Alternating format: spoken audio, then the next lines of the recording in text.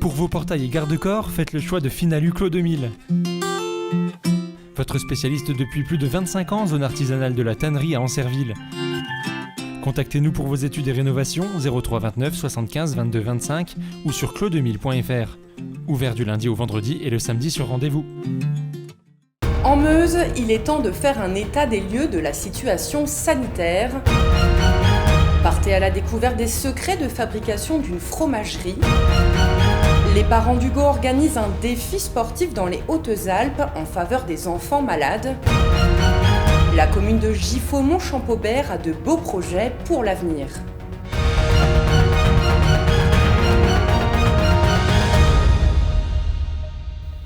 Bonsoir à toutes et à tous et bienvenue dans cette édition du vendredi 18 juin. Et ouvrons ce journal avec un point sur la situation sanitaire dans le département de la Meuse. La préfète Madame Pascale Trimbach constate une nette amélioration sur le territoire. Elle indique qu'à cette heure-ci, au moins 48% de la population a reçu une première dose de vaccin. Elle invite toutefois le reste de la population à se rendre dans un centre de vaccination. En ce qui concerne les élections départementales de ce week-end, des dispositions particulières ont été prises. 315 000 masques et 2500 bouteilles de gel hydroalcoolique ont été distribuées dans les 583 bureaux de vote du département. Plus de 15 000 visières et 18 000 autotests seront fournis aux assesseurs. Alison Godefroy est allée à la rencontre de Madame la préfète. Et tout d'abord, pour constater que la situation est en voie d'amélioration pour le territoire national et pour la Meuse en particulier, puisque nous avons un taux d'incidence hier qui était de 23 pour 100 000. Donc cette situation étant en voie d'amélioration, comme vous le savez, le Premier ministre a annoncé que le port du masque ne serait plus obligatoire en plein air. Et j'ai annoncé que cette disposition, évidemment, s'appliquait sur le territoire meusien, avec un certain nombre d'adaptations pour permettre à chacun de rester en sécurité. En particulier, pour le processus électoral, dimanche 20 juin, comme le dimanche 27 juin, le port du masque demeurera obligatoire dans les bureaux de vote, bien entendu, lieux fermés, mais également à 50 mètres autour des bureaux de vote, de façon à permettre à chacun de pouvoir continuer à commenter le processus électoral, mais en toute sécurité. Alors pour la fête de la musique, le principe selon lequel il ne peut pas y avoir de rassemblement de plus de 10 personnes sur la voie publique s'applique, puisque ce principe s'applique jusqu'au 30 juin. Néanmoins, il va y avoir des possibilités offertes aux bars, restaurants de proposer une activité musicale, dès lors qu'il y a une attention pour que chacun reste à sa place, dans le respect des gestes barrières et par table maximum de 6, comme cela est déjà le cas actuellement. Du 18 au 20 juin, nous célébrons les Journées nationales de l'agriculture. À l'occasion de ce premier jour, nous vous emmenons à Villiers-sur-Marne, chez Raphaël et Sophie, à la ferme des Rieux.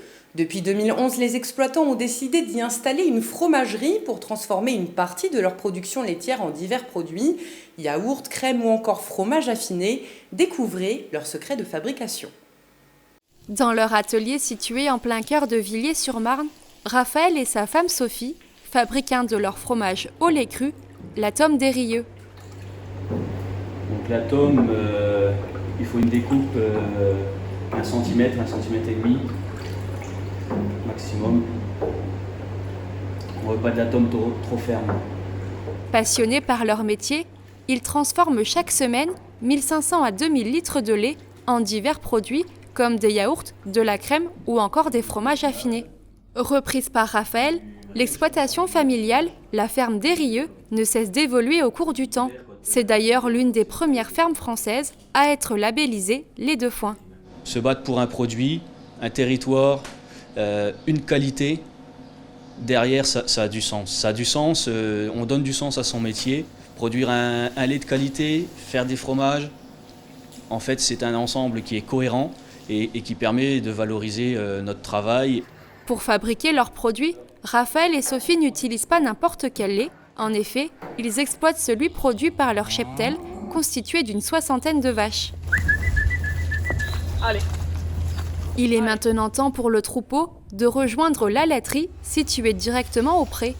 Contrairement à d'habitude, la salle de traite vient aux vaches et non l'inverse. Ici, il y a la surface, il y a tout ce qu'il faut.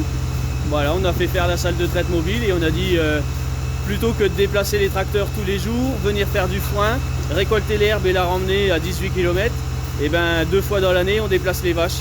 On les emmène au mois d'avril, on les ramène au mois d'octobre et on traite les vaches sur place. Veiller au confort et au bien-être des animaux est primordial pour les exploitants. Ils ont d'ailleurs fait le choix de nourrir leurs troupeaux uniquement à base d'herbes, de foin et de céréales issues de l'exploitation. Cette alimentation traditionnelle apporte une qualité particulière au lait, aussi bien gustative que nutritionnelle. On a des arômes qui se développent très bien parce qu'on utilise une flore diversifiée. La flore des prairies, elle apporte la flore dans le fromage. Et plus cette flore est diversifiée, plus le fromage aura d'arômes. Pour obtenir une saveur unique, plusieurs étapes sont nécessaires, comme le caillage ou encore le moulage. Donc là, on est en train de mouler, c'est ce qu'on appelle un moulage d'osso. On prend le caillé dans la cuve et on le met dans les moules avec les toiles qui permettent au fromage de s'égoutter plus facilement. Après avoir été affiné pendant quelques mois, la tome des Rieux sera vendue avec les autres produits laitiers directement à la ferme à Villiers-sur-Marne ou sur les marchés de Chaumont et de Saint-Dizier. Merci à Manon de Fontis et Théo Raguin pour ce savoureux reportage et passons désormais à l'image du jour. À l'occasion de l'appel du 18 juin, le préfet de la Haute-Marne, M. Joseph Zimet, a déposé au nom du président de la République Emmanuel Macron une gerbe sur la tombe du général de Gaulle à Colombelles et Deux Églises. Une cérémonie commémorative s'en est suivie à la Croix de Lorraine en compagnie d'Anne de la Rouillère, la petite-fille du général de Gaulle. L'association Les Parents d'Hugo, en partenariat avec l'association des Sommets pour des sourires, se sont associés pour relever un grand défi sportif solidaire en faveur des enfants malades. Du mardi 22 au vendredi 25 juin, ce sont 10 cyclistes de la team Xanthus qui devront franchir en 72 heures les 7 majeurs, à savoir les 7 plus grands cols des Hautes-Alpes. L'épopée cyclo-montagnarde s'annonce de 360 km avec un dénivelé positif de plus de 10 000 mètres. L'objectif, récolter des fonds grâce à la cagnotte Litchi de l'événement afin de les reverser à l'association Les Parents d'Hugo et à la recherche contre le neuroblastome. À l'aide d'un camping-car mis à disposition gracieusement par CLC Loisirs, les Parents d'Hugo vont suivre les sportifs. Écoutez Frédéric Gascard, le président de l'association, au micro de Julien Carré. Le défi sportif, justement, c'est pour amener un petit peu le côté solidaire à la maladie, parce qu'on a envie de montrer qu'on peut décrocher des sommets. C'est pour ça que ça s'appelle aussi les sommets pour les sourires. Et le but est donc de sensibiliser aussi sur le cancer pédiatrique, parce que bon, c'est... Voilà, on le dit toujours, c'est encore un sujet tabou en France, mais c'est plus de 3000 enfants touchés par an, dont 500 décès. Donc on y va aussi pour soutenir tous les enfants. On en a près de 60 familles, que nous soutenons l'association Les Parents d'Hugo sur toute la région Grand Est. Et on a aussi des enfants qui ont décédé depuis. Donc on fait aussi cette aventure pour faire un petit clin d'œil aussi à toutes nos étoiles. C'est pour ça qu'on monte les sommets et puis pour aller aider donc tous ces enfants qui sont encore dans la maladie et en rémission. La municipalité de Giffaumont-Champaubert a de nombreux projets en tête pour redynamiser sa commune. Située à proximité de la zone touristique du lac du Der, nous vous proposons de les découvrir grâce aux images de Manon de Fontis et Julien Carré. Il part de cet endroit et puis voilà, donc il suit à l'intérieur du bocage. Un nouveau sentier a vu le jour à Giffaumont-Champaubert. Ce chemin permet de relier la commune à la station nautique du lac du Der sans frôler les voitures et profiter du cadre naturel. Opérationnel depuis le début du mois d'avril, ce sentier permet de faire venir des visiteurs au plein cœur du village. C'est un chemin bucolique, effectivement, dans le bocage. Pour l'instant, c'est juste un chemin style GR tendu. Et il y aura quand même des aménagements dans le futur, c'est-à-dire l'année prochaine, pour rejoindre le cœur du village le long de la route, avec un barriérage de façon à ce que les gens soient en sécurité. Ça permettrait aux gens donc effectivement de découvrir l'architecture champenoise du village, mais aussi tout ce qu'on peut leur proposer et nous proposer au niveau artistique, mais aussi faire vivre nos commerces. Ce n'est pas tout. Le maire a pour ambition d'en faire un circuit pédagogique afin d'y mettre des photos de la faune et de la flore du bocage, immortalisées au fil des saisons. Mais la municipalité ne compte pas s'arrêter là pour redynamiser la commune. En effet, elle vient d'acquérir le restaurant sur la place du village, la Cloche d'Or, abandonné depuis 7 ans. Son objectif est de le réhabiliter pour y trouver des jeunes repreneurs afin de relancer ce commerce en épicerie, bar et restaurant. On a, dans les développements récents, un petit peu oublié l'âme des villages. C'est-à-dire tout se passe dans les villes, les centres commerciaux, etc. Sauf que pour moi, c'est assez impersonnel. Et je pense que notre population a envie de retrouver de l'authenticité et les villages d'autrefois.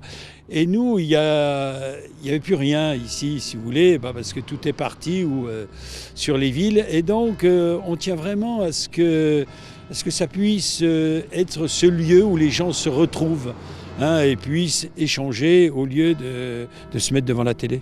Avec tous ces projets, le maire Jean-Pierre Calabrese n'oublie pas les jeunes. Un futur City Park va voir le jour à la place de l'ancien terrain de tennis où plus personne ne vient se dépenser. Après une concertation avec eux, c'est cette idée qui en est ressortie. On a fait un petit sondage sur ce qu'ils souhaiteraient avoir dans la commune.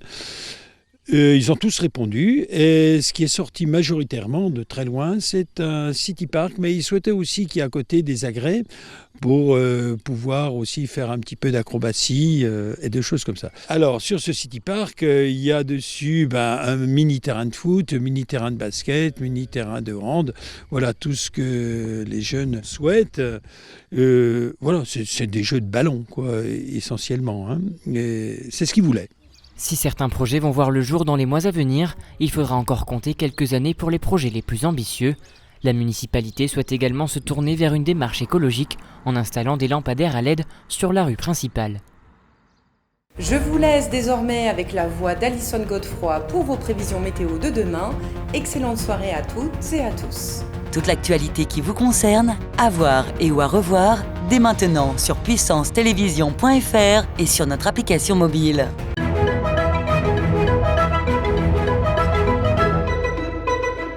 Bonsoir à tous, on annonce un week-end ensoleillé et chaud. Demain matin, du soleil pour tout le monde. Il fera 18 degrés à Chaumont. Demain après-midi, le ciel sera nuageux à Bar-le-Duc. Sinon, partout ailleurs, du soleil. Température maximale annoncée à Vitry-le-François et à Chaumont avec 30 degrés. Demain, samedi 19 juin, nous fêterons les Romualdes. Très bonne soirée avec Puissance Télévision.